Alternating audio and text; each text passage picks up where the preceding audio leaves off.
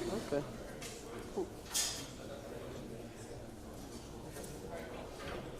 All right, we're ready to start the next session here. So the next one we have Nicholas, who will be talking a little bit about some of the work that he's been doing around NVMe drives. So take it away. Okay. Hi, good morning. I'm Nicholas Poggi from the Barcelona Supercomputing Center.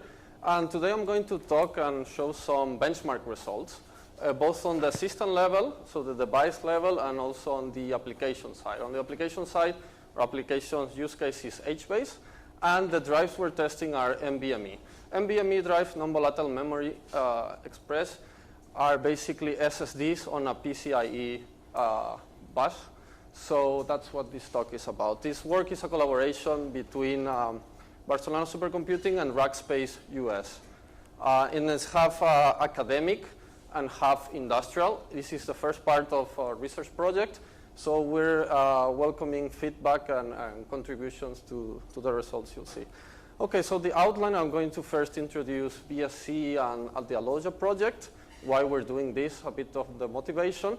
And then we're going to get into system level benchmark of the NVMe devices, just to set expectations of the maximum performance we can get from the drives.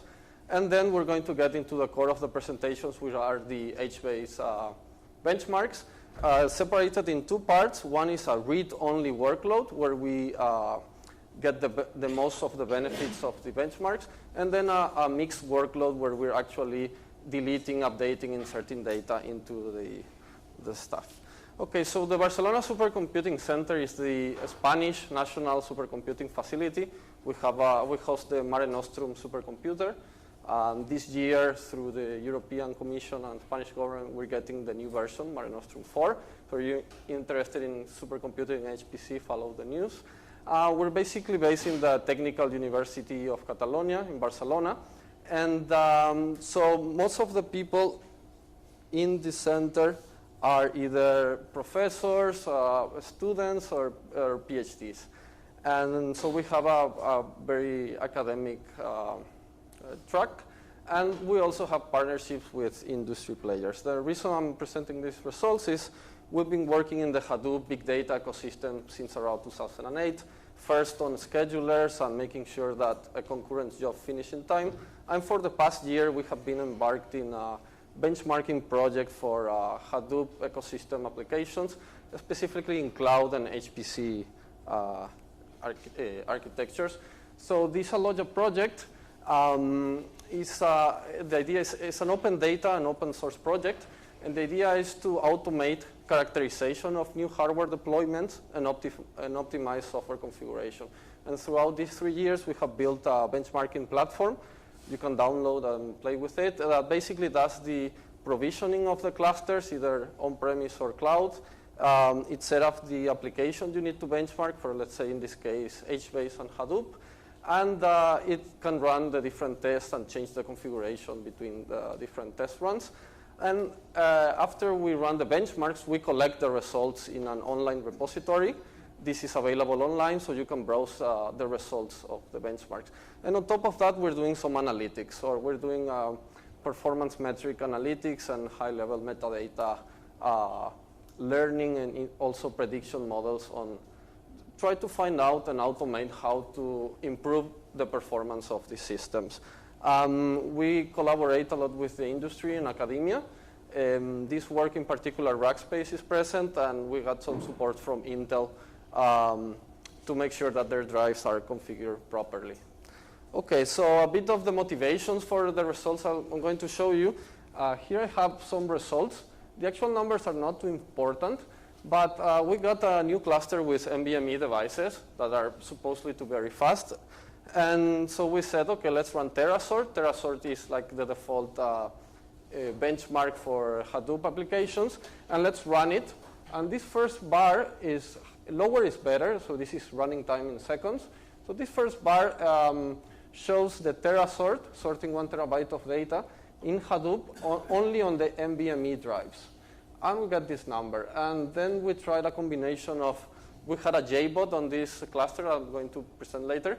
And we tried, let's use the JBot, 10 disks plus the NVMe drive. We got this number very similar to the first one.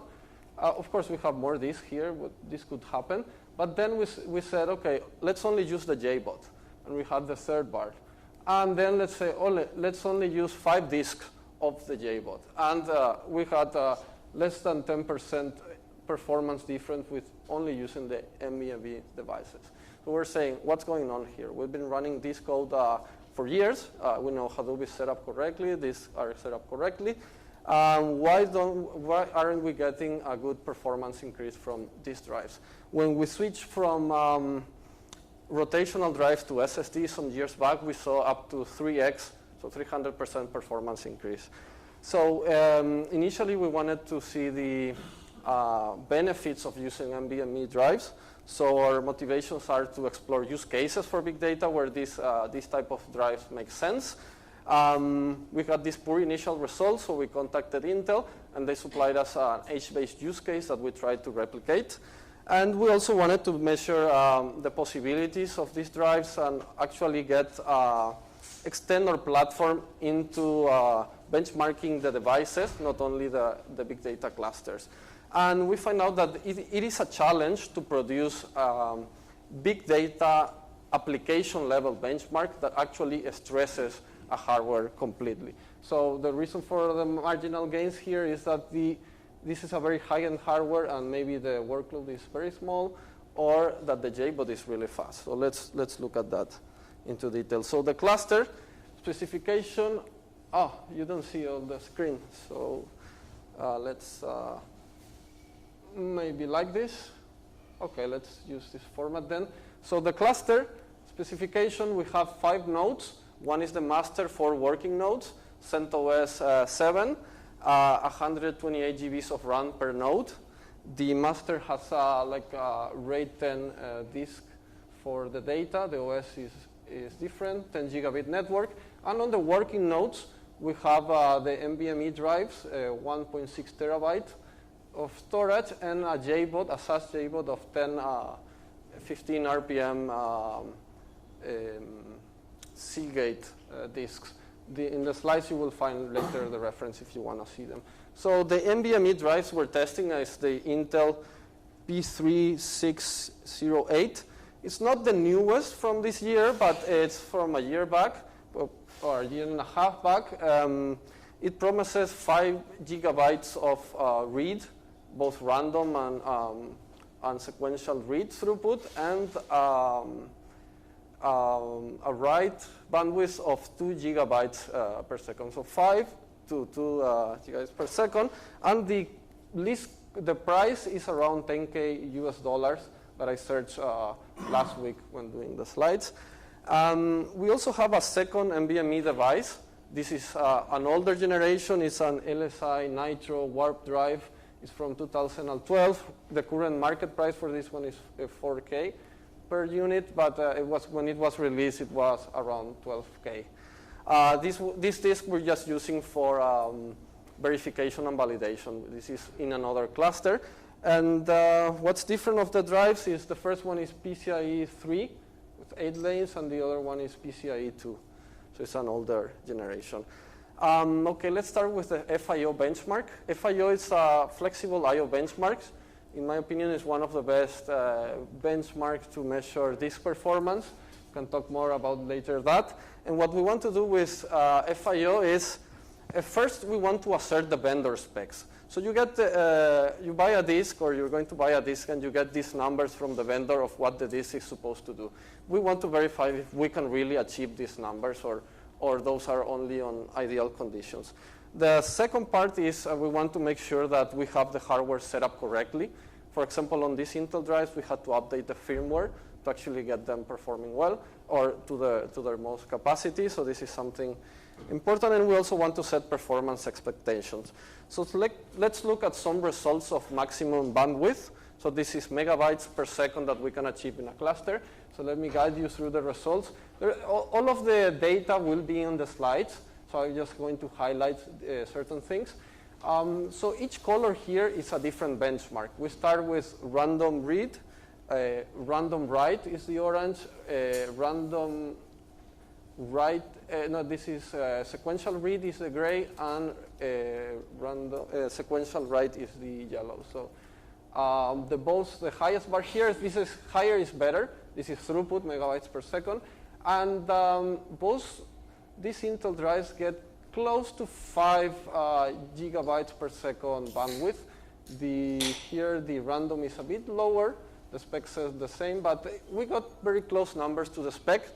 And for the write, we get the 2 gigabytes promised in the spec with a particular configuration of FIO. So this is with the configuration that we got the best results. This is what I'm showing just to compare the disk.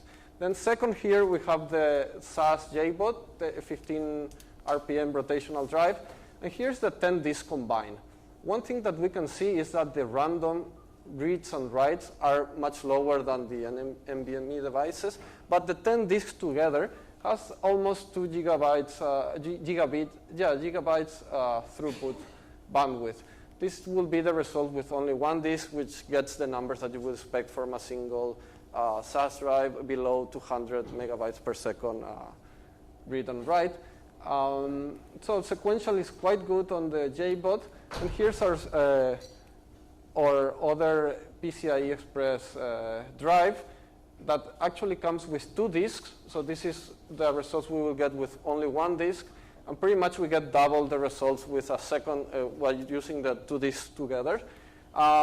We see that the maximum bandwidth on this one is around 4 gigabytes per second, and the random writes are a bit below 2 gigabits per second, but not so different from the newer generation Intel drives we got. So about latency, we did some tests also to see the latency of these devices. All of the NVMe devices has a very good latency, so here lower is better. It's below 400 microseconds, both for reads and writes. And the JBOD, as we expected, on the SAS drive, we get a higher latency when we do random reads and writes. But when we do sequential, the latency is quite low, and even below 300 microseconds in some cases. This is with a particular FIO test with 64K in request size and 1 in IO depth. FIO has a lot of configuration options. In the end slides, I will give the summary of them. And yeah, there's some notes on the slides for later. So let's get into the application. So HBase. HBase is the big database for non-SQL. It's built on top of Hadoop. You can actually put it into any file system, but usually people put it on top of HDFS for storage and safekeeping. And it has good properties, close to real time and low latency for random access. And this is surprising for a Hadoop ecosystem type of project. And it's being used a lot in production. And usually HBase is sort of a building block for other big data projects. So some other projects that have a SQL interface that actually store the data through HBase.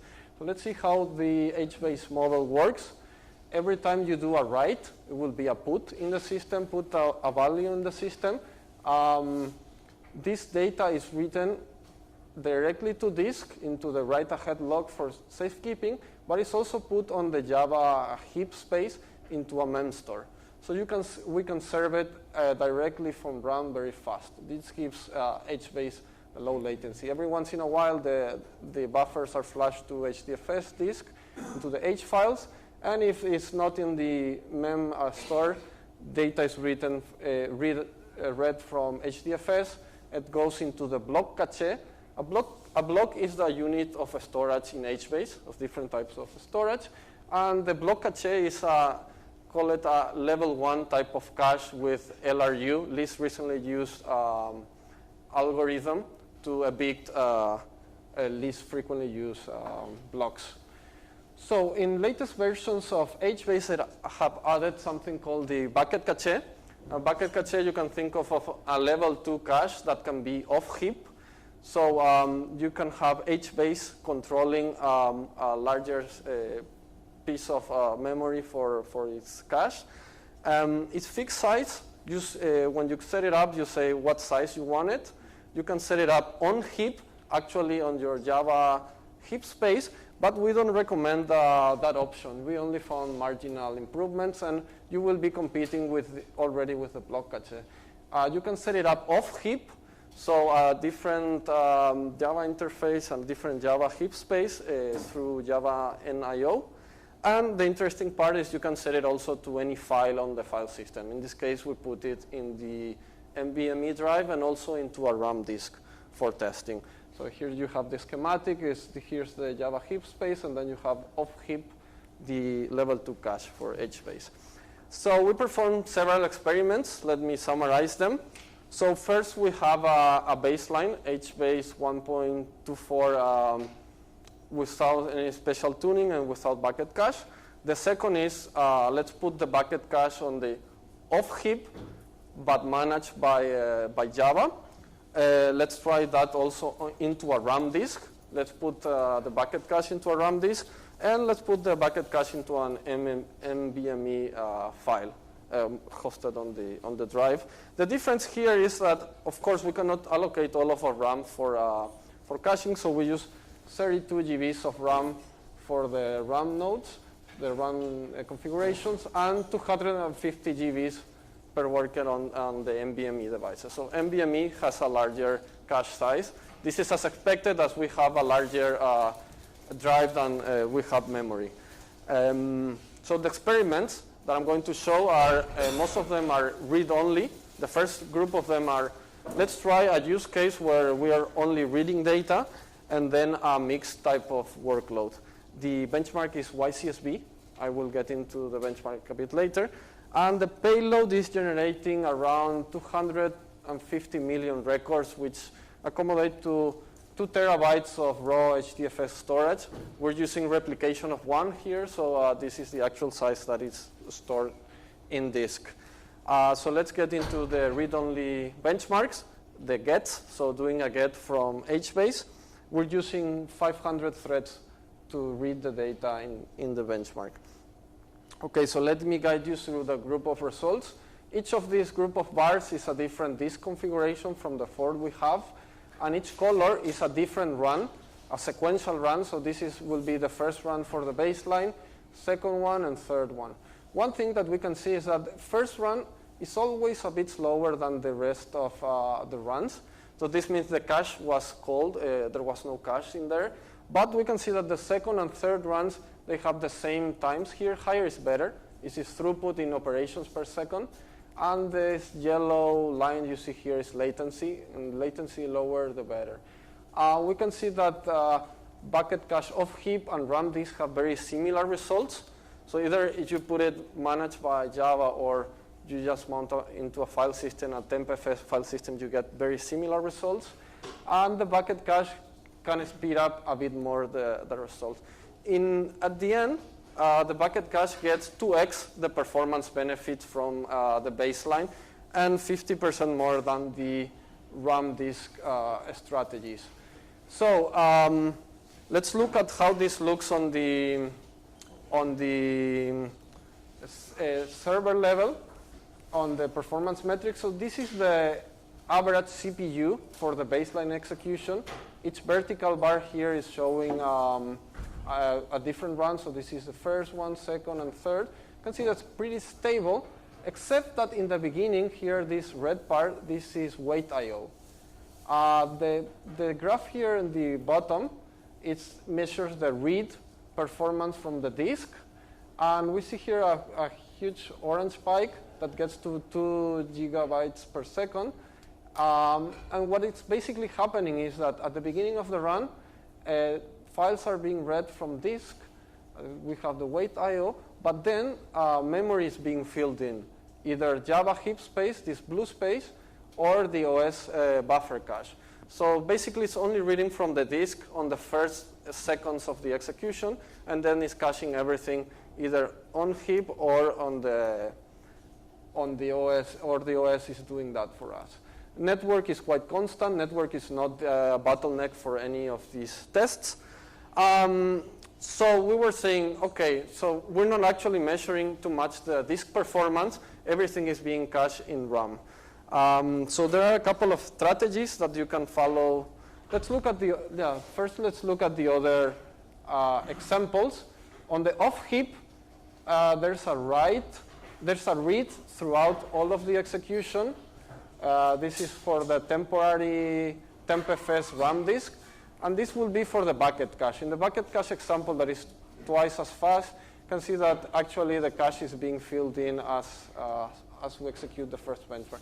One thing is that we cannot, with these metrics tools, we cannot see how memory is being written or accessed by the tools, and this is one of the improvements we need to make for all tools. But what is happening is that the OS buffer cache is being really effective on these clusters, and we're really stressing the hardware. So the challenge is to actually how we can benchmark the drives outside of the buffer cache. One strategy will be to build a very large workload, and we did some tests of building terabytes of data, but they take days to run. We cannot spend days just waiting to see if something finished, and then days to process all of the data generated. So the approaches we took were limiting the available RAM in the nodes. So we lowered the RAM available to the OS to 32 GBs instead of 128. And the second experiment is actually to drop the OS buffer cache every 10 seconds. So what happens here, if we limit the memory, simulating that the cluster has lower resources, baseline and the RAM strategies, they have a pretty similar time, while on the bucket cache, where we have this external memory that is not in RAM, we get up to 8x, so 100% performance improvement if the nodes had less capacity. So if we look at the CPU charts for the 4 different strategies, we see the red here is wait I/O, so it's the bottleneck is reading from disks. But on the bucket cache example, as things are not so slow as reading from the JBOD, and we have the data already in LRU cache, it gets to be 8 times faster. The disk read throughput is around 2.5 gigabytes per second, stable for all of the 3 strategies, except for the NVMe, where we get 38 gigabytes per second throughput for the whole cluster. This is aggregated throughout the cluster, so the read throughput is actually quite high. On the second example, where we drop the buffer cache, we do get some improvements by using the RAM disk and off-heap and RAM, so we're able to measure this, but the improvement is marginal. It's less than 1x, 50%, and in this case, the bucket cache has a performance improvement of 9x. Of course, these running times, the total running times, are longer than on the first experiments where we had all of the RAM, but this is a way that has been useful to actually see what will be the capacity and what can we expect from the drives. Okay, the next set of experiments we did are related to running the whole benchmark. YCSB has several use cases. We were using workload C in the first example, that is read-only, but there's a read-update workload, mostly read workload, update workload, and read-modified type of write workloads. Since these workloads add new data to the workload, we cannot run them repeatedly, sequentially, as we did before, because we're actually increasing the size of the storage. So they recommended to run them from workload A to F. We're skipping workload E because it's quite slow, as it does some scans, and we couldn't finish in time if we would have run it. So very quickly on these results, when we were running the mixed workloads, we have 3 strategies: baseline, RAM, and bucket cache. Each line is a different, each bar is a different benchmark. And just quickly summarizing on the speed up, on the data generation, there is no speed up by using a cache, it's write only. And in some benchmarks, we get more speed up, but the most we get is around 2x. No, in this case, it's less than 1x. It's around 50% improvement by using the NVMe drives on this scenario. Also with the RAM strategies. So we're actually not getting even 100% improvement if we're doing like a more production style workload where we're also adding data and updates. So on this set of experiments, we also limited the RAM to 32 GBs per node, and the speed up was higher as expected, but it was around 87% for the NVMe case. This is the average of all of the different workloads, and we got an improvement of around 87%. So how does this look on CPU? This will be baseline, all of the different workloads sequentially, and this case will be the NVMe. Wait I/O is the main bottleneck. If we look at the disk charts, we see what's going on here. Data is being generated. This is the blue part. And then all the orange area is being read from the JBOD, or yeah, pretty much from the JBOD, and the rest is in the OS buffer cache. On the case of the NVMe, we do have more writes during the execution, and here's the updates on some of the workloads. But basically, we get more constant read throughput and with higher peaks of around 25 GBs per second. So actually, the drives are being used quite effectively, but the OS buffer cache is really helpful for HBase and HDFS in general. Here's just some charts with the network and memory, just to keep on the slides if someone wants to check later. The network is not the bottleneck, and is highly used when generating the data, actually. Okay, yes. Okay, let's get to the summary and conclusions of this work. So with Bucket Cache, we've been able to increase the performance of HBase, especially putting the files into an NVMe drive. However, it was surprising that the speed up was around 2x for the base case scenario where we have the cache already warm and we're doing a read-only type of workload. If we're doing a general workload, we get 50% to 100% improvement, which is not that much. Of course, if you can double the capacity of your cluster just by adding some hardware storage, then that might be interesting. But we see that as you limit more, as you stress more the resources on your hardware, the benefits are higher. We wouldn't recommend to run the bucket cache on heap. We would recommend to do it always off heap, either a RAM disk or in a different mount point. It can also be an SSD drive, regular SAS or SATA. Doesn't have to be NVMe to get some benefits. Some of the things we have learned that is testing high-end hardware on the application level is not so easy. You need to generate very big workloads or try to limit the resources to find out artificially how much benefit you can get. But you still need to do per device, per node, and per cluster system level or micro level benchmarks. The OS buffer cache is quite effective. So if you add more RAM, you're actually speeding up your applications. An L2 cache with LRU benefits as some items are more popular than others. YCSB does long tail distribution, Zipfian type of distribution, so their items are not normally distributed. You can get more speed up there. But the techniques we use to either drop the cache or limit the RAM are effective to test with this hardware. To conclude, I would say that NVMe devices are fast, they have very low latency, but they are more expensive than putting a JBOD.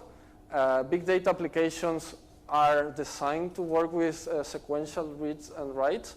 So until we actually write applications different and update the code to do random reads or even do byte address, or treat the NVMe devices as if it was RAM, not a block device as a disk, then we won't be using the full benefits of this drive, other than with the use cases of using caches. Right now, in the big data ecosystem, you need to rely on external tools or some research projects to actually speed up and tire everything, and instead of using it as a cache, include it in the storage file system. So yes, this is the first part of our work, and we welcome any feedback that you might have, and that will be all. I will leave some reference in the slides, and thank you for your attention.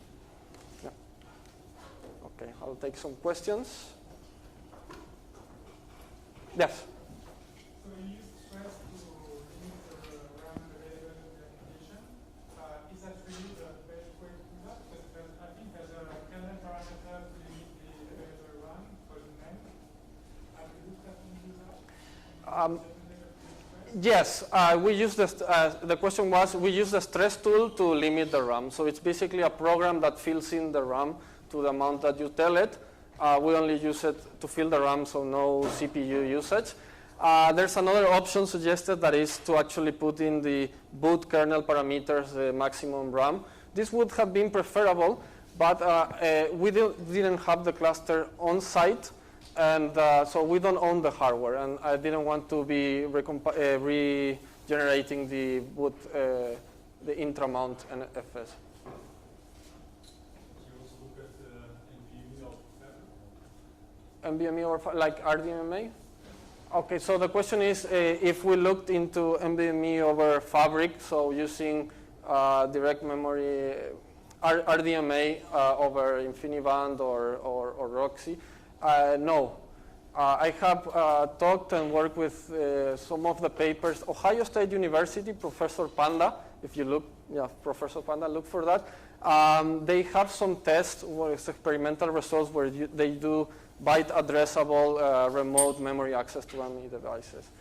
They show interesting numbers, but the use case we're looking for is more for production that we want to deploy soon, and for that you need to modify application or run maybe not production ready code. That's the reason. In the back first. What is the reason for support being lower for RAM disks and for NVMe byte cache? Well, there's less storage in RAM. We're using 32 GBs of RAM for that, and that is competing with the OF buffer cache, so you have less buffer cache and less memory for the Java heap space. And in the other, we have per node 1.6 terabytes of storage. We're using 250, was enough for experiments. Yes, more question? As far as I know, you are using HFS on top of NVMe, right? Yes. What's your opinion?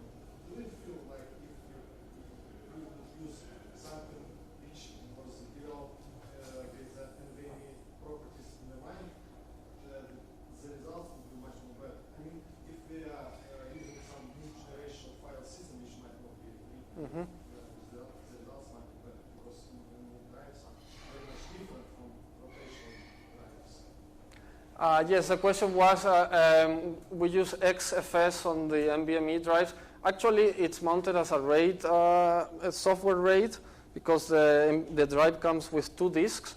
So we're losing some performance already there on the software RAID.